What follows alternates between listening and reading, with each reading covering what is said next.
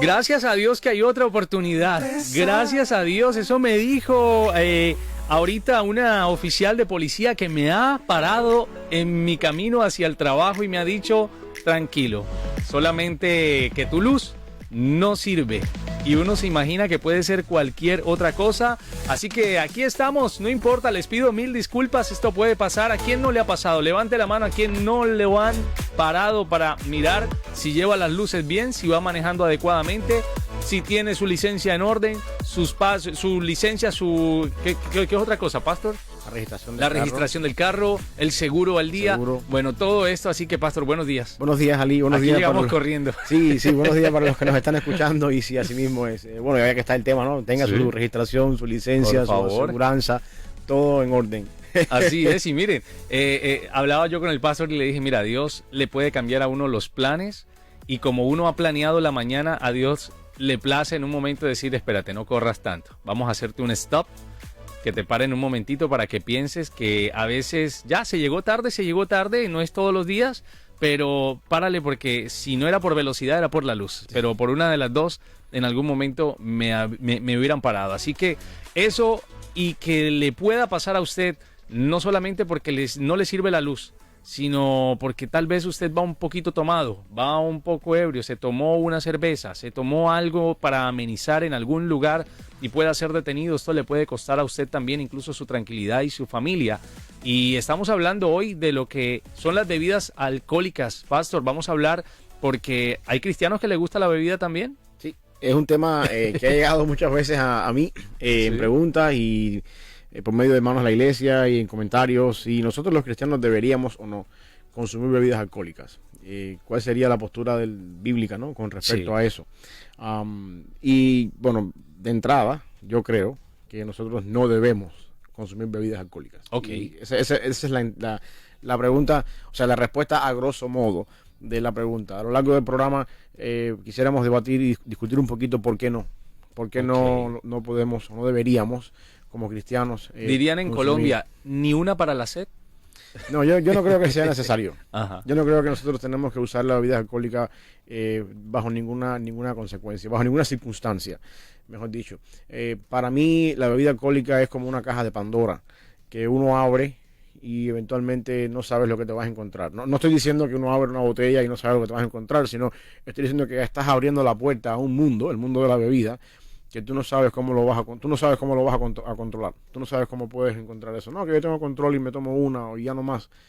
Uno nunca sabe. Uno está jugando con un vicio que ha destruido la vida de muchos hogares, muchas personas, y al igual que la droga, al igual que otras cosas más que atentan contra nuestra vida.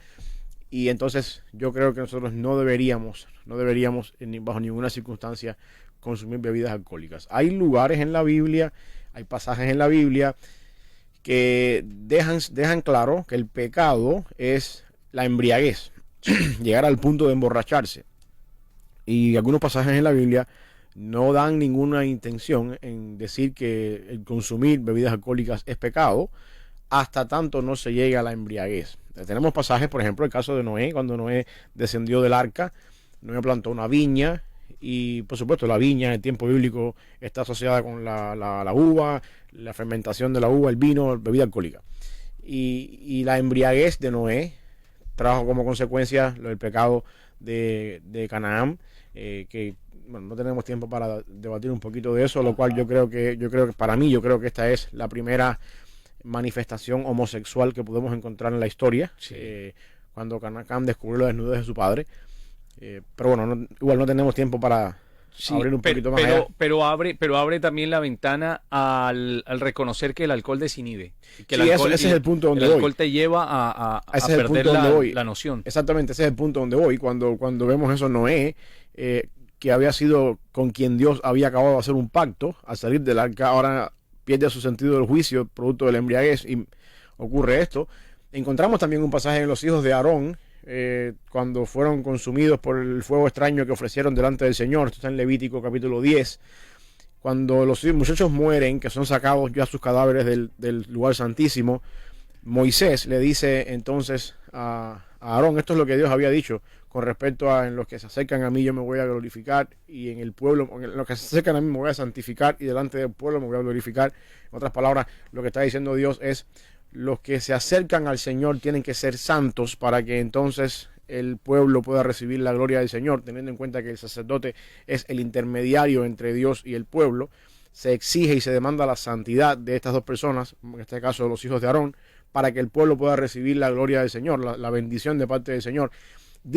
Habiendo terminado de decir eso, Dios se le aparece después a Aarón, capítulo 10 de Levítico, en el mismo contexto, y les prohíbe, dice, ninguno de ustedes cuando se acerque a mí pueda haber bebido bebidas alcohólicas. Por el contexto del pasaje, se insinúa entonces que la bebida alcohólica contamina, o a menos hace que la persona pierda cierto juicio para entrar delante de la presencia del Señor, y se le prohíbe a los sacerdotes la bebida alcohólica. Después Pablo, más adelante, hablando a Timoteo, precisamente quien tenía la responsabilidad de establecer ancianos en la iglesia, dice que el pastor no debe ser dado al vino.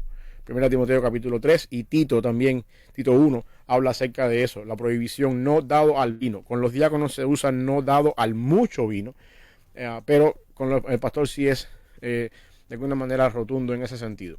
Hay otros pasajes, por ejemplo, mismo Pablo a Timoteo le dice, por tu problema del estómago es bueno que tomes vino, algún tipo de bebida fermentada. Y aquí es donde la gente se agarra un poquito para esto, cómo funciona la cosa. En la Biblia no se prohíbe el uso del vino o de las bebidas alcohólicas.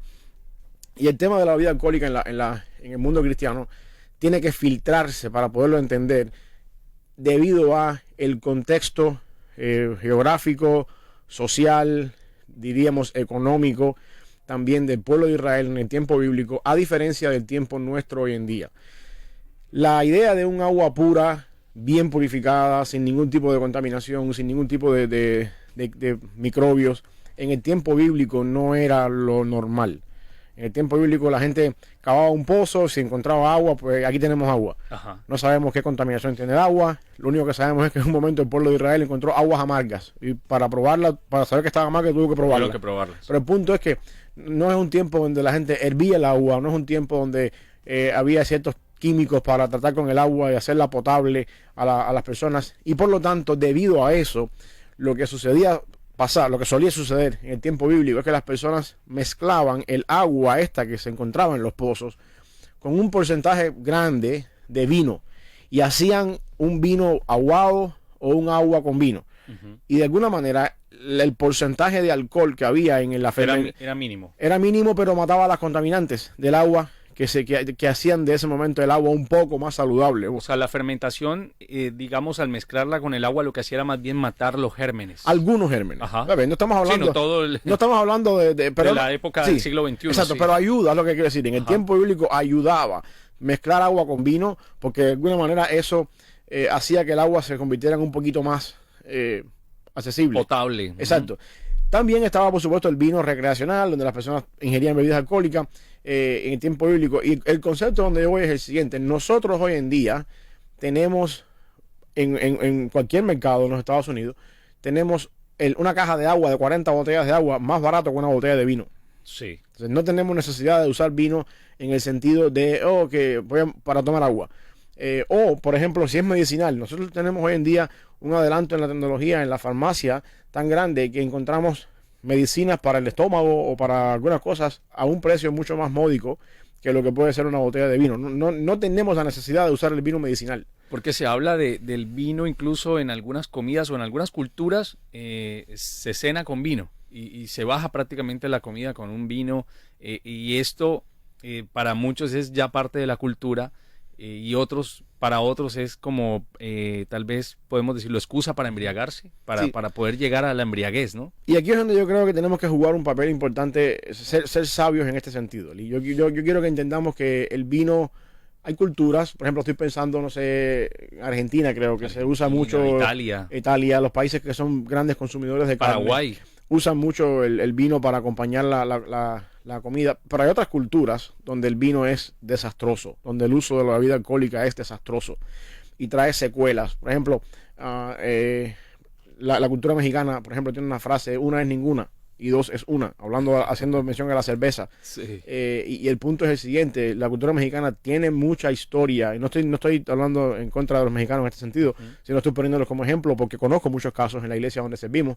La cultura mexicana tiene muchos ejemplos de ser personas de tener en la familia personas que han destruido su vida por el alcohol. Familias destruidas por culpa del alcohol. Y el alcohol se convierte en una posible tentación, en una posible apertura, ¿no? a la destrucción familiar. Y en ese sentido uno tiene que tener cuidado de lo que estamos hablando acá. Lo cierto es que, mira, es interesante, lo que yo quiero el punto mío es el siguiente. En una cultura donde el vino era permitido, donde el vino se usaba con fines de potabilizar el agua, Pablo prohíbe al pastor la bebida alcohólica. En esa misma cultura, mucho antes en el Antiguo Testamento, Dios prohíbe que el sumo sacerdote entre a su presencia habiendo ingerido bebidas alcohólicas. O sea que eso dice mucho. Sí, y aparte dice mucho y también depende en este caso de la persona. Hay personas que se acercan obviamente buscando de Dios para que cambie incluso ese pecado en su vida, ¿no? El pecado del alcohol se puede llevar a límites de incluso acabar con la vida de una persona, porque no se sabe controlar en ese momento. Y no es decir, es que yo me sé controlar, ¿no? Nadie sabe hasta qué punto de verdad va a poder controlar el alcohol y qué bien le está haciendo al organismo. Está comprobado que el alcohol definitivamente no cumple ninguna función. Bueno, algunos médicos, por ejemplo, bueno, tengo el caso de mi mamá. Mi mamá es hipertensa. A ella le recomiendan una copita mínima de whisky para regular la presión arterial. Pero eso en la mañana. Claro. No cada vez que se te suba, tomate una copita de whisky. Sí. ¿Sí? Y algunas personas dicen que incluso un vino tinto, una copita, les ayuda a dormir mejor.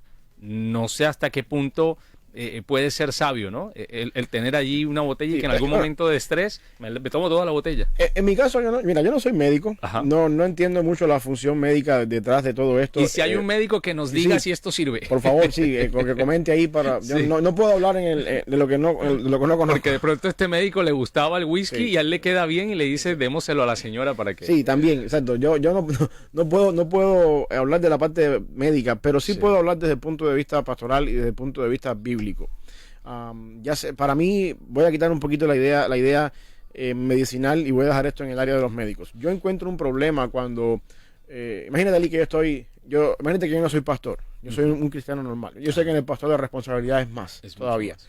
Y por eso quiero hacer la separación entre pastores, definitivamente no, y personas miembros de la iglesia, no, pero con razones, ¿por qué no? Con razones. La idea, imagínate que yo estoy en un restaurante con mi familia, estoy sentado en una mesa y tú entras al restaurante y me estás viendo, nos conocemos, sabes que yo soy un cristiano y en mi mesa hay 2 botellas de cerveza.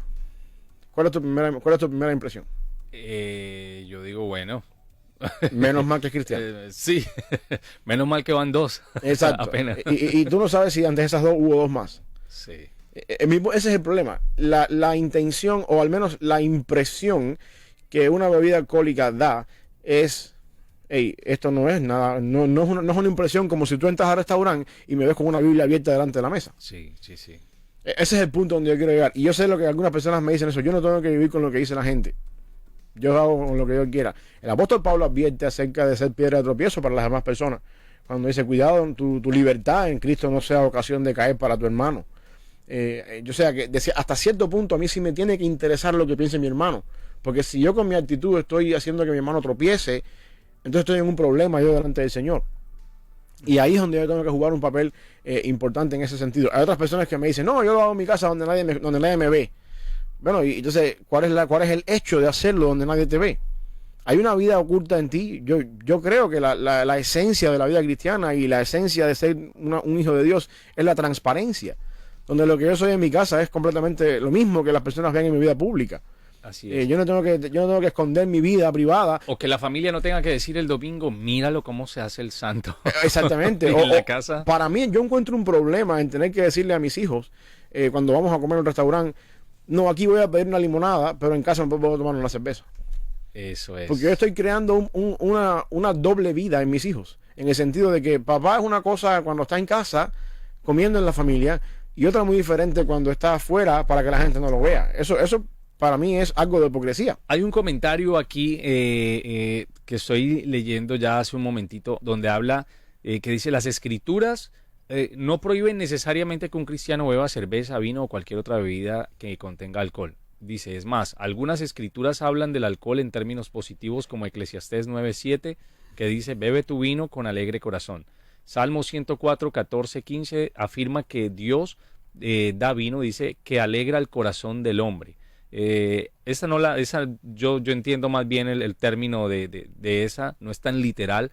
Amós 9:14 habla dice de beber vino de tu propia viña como señal de la bendición de Dios. Isaías 51:1, venid, comprad vino y leche. Ahí en este caso, pastor, ¿tiene otra transliteración? Bueno, en el caso, creo que el que leíste de Amós, beber vino de tu propia fuente, tiene que ver con el matrimonio. Okay. Es un concepto hablando de la esposa. Es algo poético, ¿no? Sí, exacto. Igual que pasa, y cuando uno va a Cantar de los Cantares, que es un libro netamente sí, que no es que le sexual, quiera decir a la esposa cervatilla, sí, sino que tiene su contexto. Que es un libro netamente sexual, y algunas partes de Cantar de los Cantares, algunos proverbios también, que son que cuando aluden a la relación íntima, usan el lenguaje bebe tu propio vino, toma el agua de tu propia cisterna, refiriéndose a la fidelidad matrimonial. En el contexto bíblico tenemos que tener en cuenta lo que decíamos al principio. Abundancia de vino en una casa, abundancia de grano en una casa es sinónimo de bendición. Y sí es verdad, cuando la Biblia dice el vino alegra el corazón, se refiere por supuesto a la embriaguez. Yo no estoy en contra de eso. Sí. Por ejemplo, hay pasajes en la Biblia, Nabal, el esposo de este señor que David estaba a punto de matar porque no quiso ayudarlo con sus trasquiladores de ovejas cuando tuvo una fiesta. Él estaba borracho y su esposa Abigail fue la que resolvió el problema en traer provisiones y llevárselas a David antes que David llegara a la casa. Y la Biblia dice que después que se le quitó la borrachera, pues el hombre se enteró lo que hizo y a un momento murió, algo le dio y murió. O sea, la idea, la frase el vino alegra el corazón en la Biblia, que tiene una connotación positiva muchas veces, es estar en embriaguez. El pasaje de Ruth dice cuando la recomendación que Noemí le dio a Ruth fue mira dónde se acuéstate bajo sus pies. Y cuando el hombre se despertó a media madrugada y se dio cuenta que había una mujer en sus pies, quiere decir que el hombre en ese momento se le quitó la borrachera. Porque en la fiesta de la era había tomado y se había puesto, su corazón estaba alegre y se fue a dormir. Eso, en otras palabras, es un sinónimo de estar borracho. Yo entiendo ese concepto. Mi problema está en cuando yo agarro ese concepto de la Biblia y llevo aquí al siglo XXI hoy en día y digo, bueno, mira, esto pasó así y es bíblico. Espérate, hay cierto patrón, hay un puente grande que se llama tiempo, se llama cultura, se llama contexto histórico, que te estás brincando. En el tiempo bíblico, en ese momento histórico, la abundancia de vino, de mosto, como también dicen muchos pasajes de la Biblia, el vino que alegra el corazón, es sinónimo de bendición de Dios. Dios ha bendecido, hay prosperidad, nos alegramos, nos gozamos, hacemos una fiesta. Eso es típico de ese momento en el que estamos viviendo. Y tenemos que interpretar la palabra del Señor en su propio contexto. Pero al mismo tiempo la palabra del Señor trasciende y tiene otros contextos también más adelante, cuando el apóstol Pablo dice, espérate un momento, estamos en la misma palabra del Señor, siguiendo interpretando la palabra del Señor, y dice, si todo lo que tú haces eres piedra de tropiezo para tu hermano, estás en un problema. O después más adelante encontramos al mismo apóstol Pablo diciendo, hey, los pastores no dados al vino, pero bueno, espérate, nos estamos contradiciendo aquí, Pablo, porque yo veo por allá a un Noé haciendo una viña y emborrachándose. Yo veo, por ejemplo, una fiesta de bodas en Caná que duró una semana. Bueno, y el caso, por ejemplo, también, pastor, de Lot, ¿no? Con las hijas, también, creo que fue prácticamente embriagado, pero había un propósito con eso. Vamos a darle el beneficio de la duda de que no fue él el que lo hizo, si no fueron las hijas con el propósito maligno de quedar embarazadas de su padre. Vamos a sacar ese caso precisamente por eso. Pero el punto es el siguiente: si yo entonces voy a tomar la Biblia así y voy a agarrarme de los pasajes en el Antiguo Testamento para apoyar esto, para hacer de eso un pretexto de mi borrachera, ¿qué hago con Pablo cuando lo está prohibiendo o cuando lo está de esta manera enfrentando? Yo tengo que tener en cuenta entonces que el apóstol Pablo está hablando, y la Biblia completa es una revelación progresiva, donde yo veo cosas en el Antiguo Testamento que para yo aplicarlas hoy en día acá, tengo que tener en cuenta cierto patrón bíblico, ciertas cosas que tienen que ser, bueno, espérate, en aquel tiempo se vivía así, en el contexto de aquel tiempo las cosas significaban de esta manera, y por lo tanto uno tiene que tener en cuenta que hay una línea que va aumentando en progreso, que hay una idea central y una verdad trascendental que, va que la redundancia, trasciende hacia nuestros días, el día de hoy, dejando fuera ciertos patrones que eran típicos de la época y típicos de la cultura. El caso, por ejemplo, estoy pensando a grosso modo de los sacrificios en el Antiguo Testamento. ¿Por qué ninguno de nosotros hoy en día vamos al altar con una cabra y la sacrificamos ahí delante de la iglesia, delante del pastor en el púlpito? ¿Por qué no hacemos eso? Porque al final del día, si tenemos que tener en cuenta que la Biblia dice que cada persona que llega a la presencia del Señor tenía que traer un sacrificio en aquel tiempo. ¿O por qué no pintamos nuestras puertas con sangre de un animal por las noches, el día de la Pascua? Porque todo eso apunta a una figura de algo que se iba a cumplir después en Cristo, el perfecto sacrificio de Dios. Y también a una época y a unos mandatos establecidos únicamente para el pueblo de Israel, que muchas veces algunos piensan que por volverse judíos o los judío-mesiánicos que también profesan a Jesús, piensan que por entrar en esa cultura y cumplir ciertas leyes, no todas las leyes, ya de pronto pueden ser salvos o pueden ser retirados de los cristianos normalmente. Los judíos toman demasiado, por ejemplo. Sí. El pueblo judío es uno de los más bebedores, yo diría. Sí, y ese es el punto donde es el concepto, ¿no? Donde yo quiero llegar, o la idea principal donde yo quiero llegar. Hay una diferencia muy grande de cultura, de contexto, de tiempo, de geografía, de cosas típicas de la región que son diferentes al día de hoy. La única razón por la que yo encuentro en la Biblia que el vino era autorizado o era parte de la dieta o era parte de lo que se hacía en el tiempo bíblico, era por la contaminación de las aguas, era porque era algo medicinal. El apóstol Pablo a Timoteo, que es interesante, piensa para que tú veas, Pablo dice a Timoteo en 1 Timoteo capítulo 3, si alguno desea obispado, buena obra desea, pero es bueno que el obispo sea, el obispo es pastor en el término griego, es bueno que el pastor sea irreprensible, empieza a decir algunos requisitos y pronto dice no dado al vino. Y después más adelante le dice a Timoteo, ya al final de la carta, Timoteo, por tu problema de salud en el estómago, deberías tomar un poco de vino para que... Mira, vamos a recordar ese pasaje porque es tremendo, ¿no? Y creo que más de un pastor pasa saliva cuando escucha primera de Timoteo capítulo 3. Dice, palabra fiel, si alguno anhela obispado, buena obra desea. Pero es necesario que el obispo sea irreprensible, marido de una sola mujer, sobrio. Ahí está hablando, ya con esto le está diciendo, mantén el alcohol fuera de ti, por favor. Prudente, decoroso, hospedador, apto para enseñar, no dado al vino, nuevamente hace alusión, no pendenciero, porque ¿qué es lo que hace precisamente el vino también? Crea algún tipo de discusión, te sientes más envalentonado. Uno sale de su propio... O bueno, no el vino, cualquier bebida alcohólica. Uno sale de su propio, digamos, de su propio límite. Pero después, más adelante, en esa misma carta, Pablo dice a Timoteo, mira Timoteo, por tu problema del estómago deberías tomarte un poco de vino de vez en cuando. Y entonces, imagínate Timoteo, pero bueno, no he dado el vino y ahora me tomo un poco. ¿Cómo hacemos, Pablo? Bueno, en esa época no existía el Alka-Seltzer. No hay Pepto-Bismol. Bueno, estoy poniendo, la idea es la siguiente. En el mismo concepto, Pablo hace una diferencia. Las razones primordiales por las que la Biblia hace mención al vino, volviendo otra vez al tema, es primeramente porque era algo medicinal, era algo para purificar las aguas. Esas dos cosas nosotros las tenemos completamente cubiertas hoy en día. El agua es más barata que el vino, el agua potable, y la medicina la encontramos en medicinas eficaces para lo que el vino puede hacer en el estómago, la encontramos en otros momentos, otros lugares mejores que una botella de vino. Pastor, identificamos la emisora y regresamos en breve con ustedes para continuar hablando un poquitín más y llegar a la conclusión de esto. Ustedes opinen. Si les gusta el vino, les gusta cualquier otra bebida alcohólica y usted se está congregando o usted piensa que esto está bien o está mal, ¿es pecado que hoy en día un cristiano tome vino? ¿Qué dice la Biblia sobre el consumo de alcohol, vino? ¿Es pecado para un cristiano beber alcohol o vino? Déjenos saber ahí a través del 901-571-6678. Están escuchando Un Día Mejor de Buenas Nuevas, el hogar de la fe y la esperanza.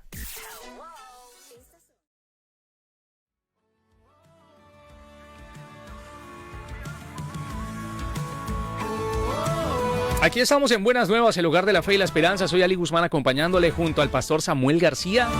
Aquí estamos hablando y ustedes dirán, miren, ¿estos de qué estarán hablando? Están arreglando el mundo. No precisamente, pero queremos que a través de la luz de la palabra ustedes puedan entender. Y eso queda en cada quien, ¿no? Cada quien tiene libre albedrío de saber si toma consejo o lo desecha y dice, no, a mí déjenme con mi cervecita. A mí déjenme que yo la manejo, yo la domino, hasta que en algún momento incluso pueda afectar su camino, a su trabajo, hacia cualquier lugar, lo detienen y hasta ahí le llegó a usted la tranquilidad. Así es. No, yo creo que, mira, volviendo otra vez a esto desde el punto de vista bíblico, hay cosas en la palabra del Señor que uno las interpreta y no vamos a encontrar un pasaje como los 10 mandamientos: no matarás, Ajá. no beberás alcohol, no fumarás, no consumirás marihuana. Eso no lo vamos a encontrar en la Biblia literalmente así. Y yo creo, ahí es donde yo creo que uno tiene que interpretar la palabra del Señor en su contexto, en su tiempo, en su gramática, su idioma original, y traer a nuestros días lo que es relevante, lo que aplica en realidad. El apóstol Pablo habla en 1 Corintios 10, 13 o 31, no recuerdo cuál de los dos, que dice: hacer todo lo que hagáis para la gloria del Señor, ya sea que comáis o bebáis, hacedlo todo para la gloria del Señor. No sé si estoy hablando, creo que Primera de Corintios 10, 31, si no me equivoco. Vamos a ver, déjame ir por aquí. 10:31 dice: agradecimiento, si pues coméis o bebéis o hacéis otra cosa, hacedlo todo para la gloria de Dios. Okay, ahí está. Yo voy a basarme en ese pasaje como una de las metas fundamentales del cristiano hoy en día. Todo lo que hacemos nosotros es para la gloria del Señor. La pregunta mía es: ¿de qué manera, el mismo caso de los tatuajes, ayer, ¿de qué manera yo glorifico a Dios tomándome una cerveza o tomándome cualquier tipo de bebida alcohólica? Ya sea en mi casa, donde nadie me está mirando, o ya sea en un lugar público donde todo el mundo me ve. ¿Cómo eso glorifica a Dios? Yo creo que esa es una de las cosas importantes que uno tiene que tener en cuenta a la hora de estos temas en la Biblia, donde uno no encuentra un mandamiento específico, donde uno dice: bueno, yo encuentro un Noé que sí tomó, yo encuentro la Biblia hablando de los pasajes, Jesús que convirtió el agua en vino. Exacto, los pasajes que hablábamos ahorita. Yo encuentro como que esto es un tema, pero también encuentro a Pablo diciendo que no. También encuentro a Pablo diciendo que todo lo que yo hago, si es de tropiezo para mi hermano, yo soy culpable. ¿Qué hago aquí? Este versículo, 1 Corintios 10:31, es bastante revelador. Porque aquí comer y beber no significa beber bebidas alcohólicas en ese versículo.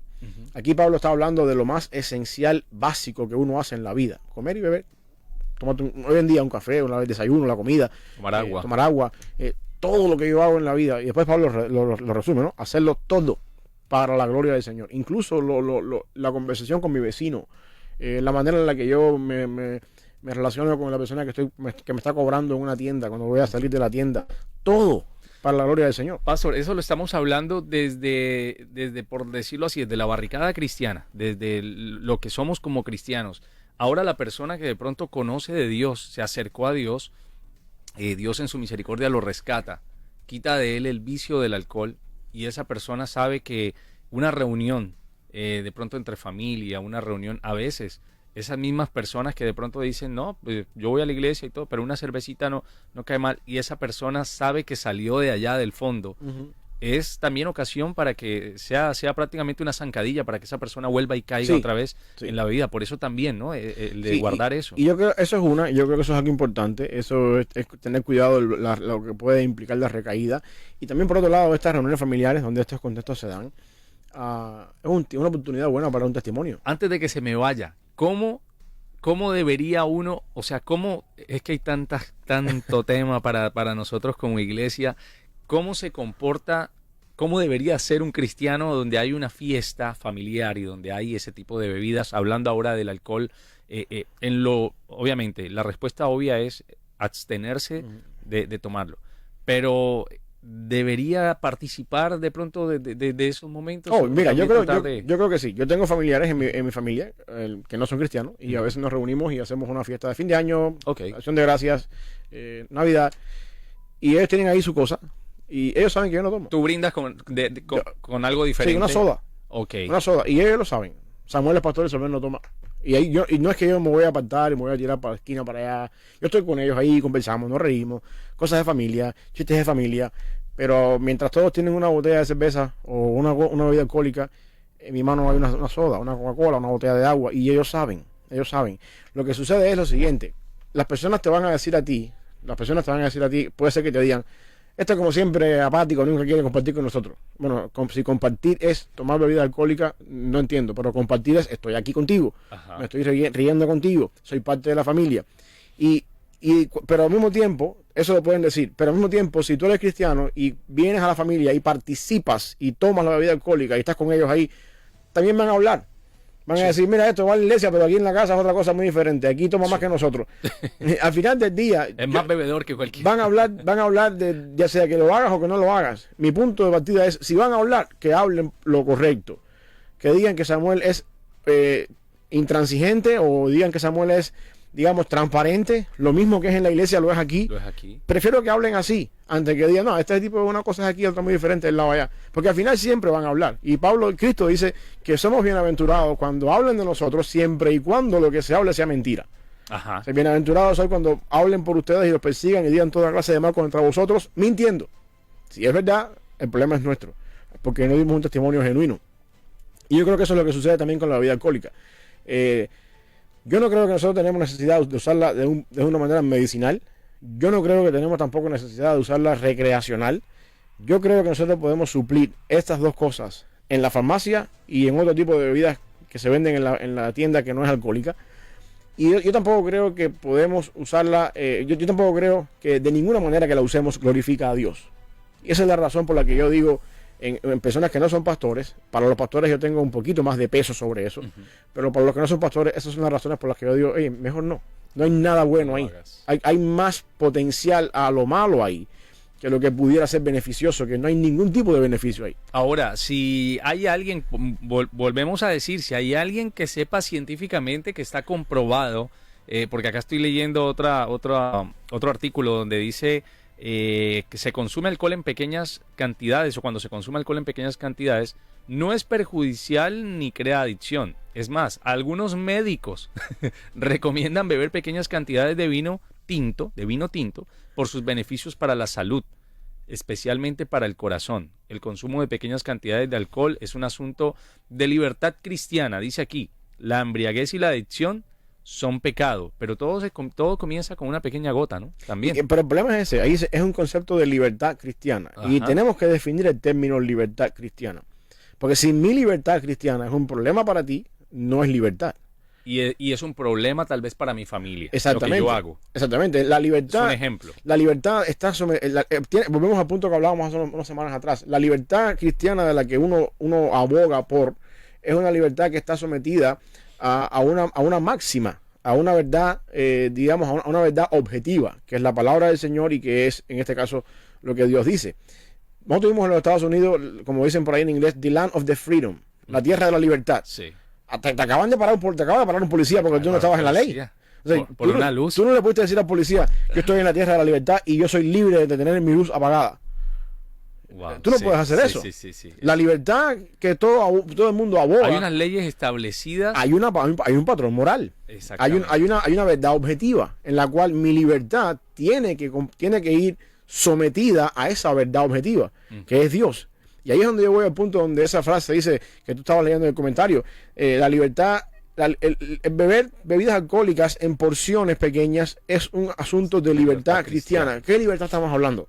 La libertad que yo ejerzo que hace caer a mi hermano. La libertad humana. O la libertad que yo ejerzo que va en contra de la palabra del Señor. Si no hay un patrón por el cual yo me voy a guiar, y volviendo al tema de la ley de los Estados Unidos, tenemos el código legal de los Estados Unidos. En el país de la libertad, tú eres libre de vivir en este país bajo el código legal de este país. En el momento que tú infringes la ley, tú no eres libre. Tú eres culpable y te toca la consecuencia de la ley. Mientras tú vivas bajo la ley y dentro de la ley, tú eres libre de moverte en la ley. Es lo mismo que pasa con la Biblia. Ahora, no creo que una persona aprenda a tomar dentro de la iglesia. La persona, si de pronto llega a la iglesia, ya ha preconcebido de pronto algo en temas relacionados con el alcohol, algún ejemplo que haya visto en la familia.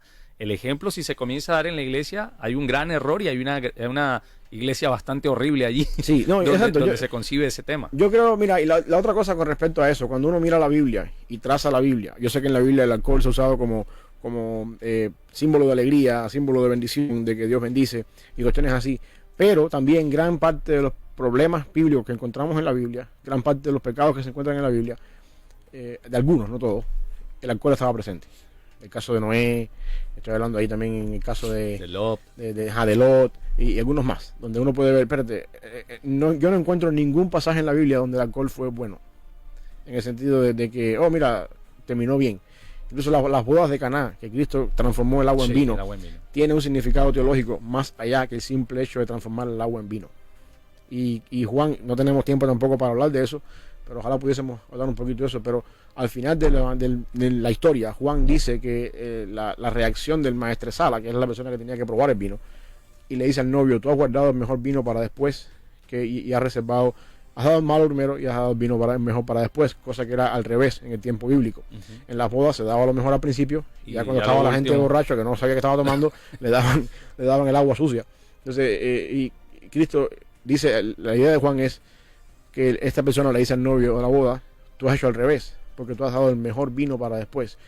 Y esto es un concepto teológico. Lo que está diciendo acá es que Cristo provee lo mejor. Así es. O sea, eso no, y usando, por supuesto, el contexto de la boda, el contexto del vino y cuestiones así. La idea de las aguas de la purificación, que fue lo que Jesús transformó en vino, las canastas de piedra que estaban allí. Hay detrás de todo eso, detrás de toda la historia de la boda de Caná, hay una significación teológica que Juan quiere que entendamos. Que si yo solamente miro la historia y digo, porque Jesús transformó el agua en vino, yo voy a tomar vino también, te estás perdiendo lo que en realidad la parábola, no es una parábola, lo que en realidad la historia está queriendo decir, lo que en realidad Juan está queriendo decir. En un contexto donde el vino es algo normal en aquel tiempo, donde el vino es algo cotidiano en aquel momento, Cristo nos está enseñando a nosotros con la historia de que Cristo de lo cotidiano que es bueno, provee algo muchísimo mejor todavía. Qué bueno. Mira, en Colombia hay un comercial, ya para terminar, hay un comercial que muy pocas veces se ve aquí, pero después de cada anuncio de bebida alcohólica o de cerveza que abundan en la televisión, en cada comercial y en radio, siempre hay una advertencia. Siempre el exceso de alcohol es perjudicial para la salud.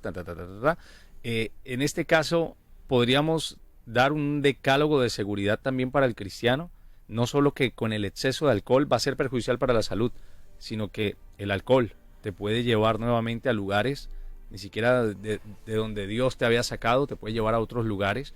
Y hay personas que dicen, nunca he probado el alcohol, y cuando lo prueban, no hay quien lo saque de allí. Así que mejor abstenerse. Yo en eso, mira, la comparación que yo hago con eso es cuando las personas, por ejemplo, están viendo el tema de la Ouija. Muchas personas que no creen en la Ouija, que piensan que eso es un juego al azar. Yo hablaba con personas que... Es muy real, ¿no? Sí, yo hablaba con personas que son ateos, no creen, como decía mi abuelo, ni en la paz de los sepulcros. Y entonces cuando tú empiezas a hablar con ellos acerca de todo esto, te dicen, no, yo no creo en nada de eso, pero tampoco me gustaría estarme sentando jugando a la Ouija. Dice, bueno, si no crees, ¿por qué?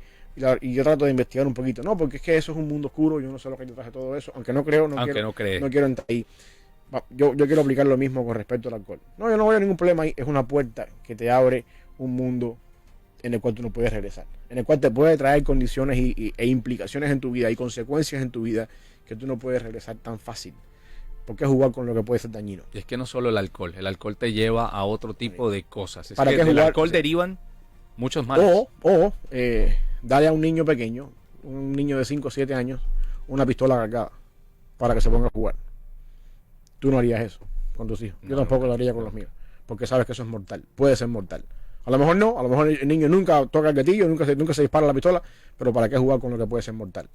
¿Por qué razón jugar con lo que puede ser, con lo que puede destruir mi vida, destruir mi familia, destruir mi testimonio? Por el simple hecho de una noche recreacional, tómate una Coca-Cola. Ok, pastor. En esa conclusión podemos decir que es pecado para mí, para un cristiano, sí, estar consumiendo alcohol. Yo creo que un cristiano que conoce la palabra del Señor como debe ser y aún así decide tomar bebidas alcohólicas, no está haciendo lo correcto. Yo lo creo así. Perfecto, pastor. Bueno, ustedes pueden también dejar sus comentarios por allí más adelantito. Este video va a quedar, o también a quienes están escuchando a través del 901-571-6678. Déjenos un audio, una nota de voz. ¿Qué opinan ustedes? ¿Están de acuerdo o no están de acuerdo? Y la idea es llegar a un consenso, pero la palabra de Dios es clara y es verdad. Y la verdad a veces duele. ¿Sí? Así que si hoy estás también de pronto luchando contra esto y no luchando contra eso, piensas que una o dos y puedes llevar tu vida y puedes estar haciendo un trabajo ministerial, pero tienes un problema cuando estás a solas con el alcohol y necesitas el alcohol para poder incluso hasta leer la palabra o poder hacer cualquier otra cosa, hay un problema en ti. Pídele a Dios que hoy traiga revelación a tu vida y que hoy te pueda sacar de allí y puedas tomar una decisión, porque hay libertades que definitivamente afectan a los que están también a nuestro alrededor y se llevan por delante de nuestra familia. Pastor, sí. Y la verdad que duele es la verdad que ayuda. Así es. Vamos a orar. Gracias, Padre, por este día, por la oportunidad que nos das una vez más de llegar delante de ti, Señor, de poder compartir tu palabra por estos medios. Te pido una bendición especial, Señor, para los que nos están escuchando, para aquellas personas que también de alguna forma u otra, Señor, van a ver este video después de manera diferida. Bendice, mi Dios, nuestras vidas. Ayúdanos, Padre, a, como decía el apóstol Pablo, todo cuanto hagamos sea para tu honra y tu gloria. Y entender, mi Dios, el problema, entender, Padre Celestial, también la dificultad y las consecuencias que pueden venir detrás de la bebida alcohólica. Y que podamos también, Señor, de alguna forma huir de todas estas cosas, Señor, teniendo en cuenta que pueden ser destructivas para nosotros y también destructivas para la obra de santificación y de regeneración que tú estás haciendo en nuestras vidas. Gracias una vez más por este día y por la oportunidad de alabarte y bendecirte y también de poder compartir con la fe cristiana, Señor, a través de estos medios. En el nombre de Jesús, amén.